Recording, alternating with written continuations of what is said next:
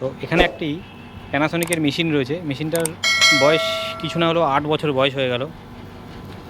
তো মেশিনটার এখনও গ্যাসটা সবই ঠিকঠাকই আছে, মোটামুটি 70 প্রেশার রয়েছে, মেশিনের গ্যাসটা সব ঠিকঠাক রয়েছে, কিন্তু মেশিনটার এই যে পাইপের ইনসুলেশন কিন্তু একটাও নেই, একটুখানিও নেই। তো অনেকে করায় ইনসুলেশন, অনেক করায় না। যাদের যাদের বাড়িতে ইনসুলেশন নেই তারা তারা দেখুন এই যে পাইপ দুটো এখানটায় ঘষা খাচ্ছে, ঘষা খেয়ে দেখুন পাইপটার কী অবস্থা হয়েছে।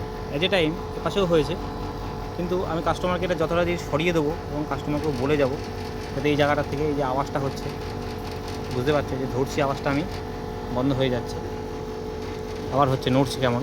তো এখান থেকে কিন্তু পাইপটা লিক হয়ে যেতে পারে। তো ইনসুলেশন থাকলে যেমন ঠান্ডাটাও ভালো হয়, প্রপারভাবে হয়, তেমন ঠান্ডাটাও খুব ভালো হয়। আর ইনসুলেশন যদি করা না থাকে তাহলে দুটো পাইপ মেশিন ভাইব্রেশন হলে, দেখো পাইপটা কেমন নড়ছে, ভাইব্রেশন হলে কী হবে, এই পাইপটা থেকেই গ্যাস বেরিয়ে যাবে, তখন কাস্টমারের ক্ষয়ক্ষতি হবে। দেখা যাক কতটা ঠিক করতে পারি ওটাকে আমি।